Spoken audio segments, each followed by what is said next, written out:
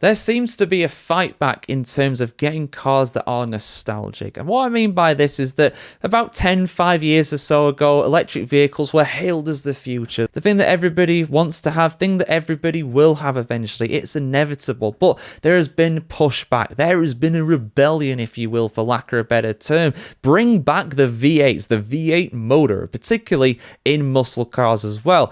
Obviously, everyday city cars and stuff, those can be electric vehicles if you want. They just serve a purpose for getting you from A to B as fast and safely as possible. But muscle cars, sports cars, supercars, hypercars, pickup trucks, you know, these things that have really big, powerful engines, you can't really replicate that with an electric vehicle. It can have all the grunts in the world. It could even be faster than a normally aspirated car. But if you've got a car that sounds like a hairdryer when you put the loud pedal down, or what should be the loud pedal anyway, it's not really going to instill that fizz, that kind of sensation that you would normally get from something that's got a normally aspirated engine and something that very much roars down the highways.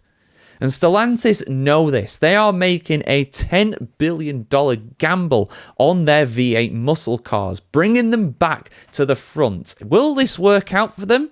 I'm sure all gearheads out there will very much be hoping that's the case. But let's have a look at the specifics of this deal, guys. Full story for you here, as always.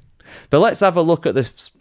But let's have a look at the specifics of this story, guys. Full story for you here. But let's have a look at the specifics of this story, guys, here on the Motoring Chronicle. Stellantis has a bold new plan to boost profits, but one of its core ideas is a blast from the past. The automaker plans to lavish a $10 billion investment on its US divisions, and some of that money could help return a V8 muscle car to Dodge's lineup, according to recent reports from Bloomberg. The Stellantis management team, headed by new CEO Antonio Filosa, is set to announce a $5 billion project for new funding for North American activities this week. That cash is on top of another $5 billion already earmarked for the US side of the Stellantis operation, which bosses think is the most likely to return the overall business to full health after ousting CEO Carlos Tavares, who focused too much effort on Europe. Those damn Europeans,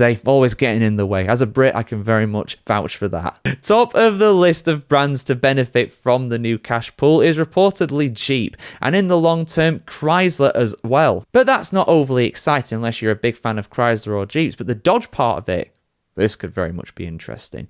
The prospect of a new Dodge 8 muscle car, an evolution, if you will, the new generation of the Charger. And again, this isn't really without precedent. At the end of the day, Dodge also revived, and to be fair, this isn't out of character really. Dodge last year, for example, revived the Hemi V8 from the now dead Challenger model. But that unfortunately would not fit in the new engine bay for the Charger. Although Dodge's chief executive, Matt McClure, did say they would find a way to make it fit. Maybe making a new muscle car is the way to do that. And of course, recently in the United States, emissions standards have been scrapped. There is no financial penalty now for producing a car that produces more CO2, like a V8, for example. So the timing is interesting. The timing does make sense. If you're going to bring back something like that, now is the time to do it. But is it the right move from Dodge and Stellantis? Get your thoughts in the comments below as always, guys. Have a fantastic day wherever you are in the world today, and we'll see you very soon.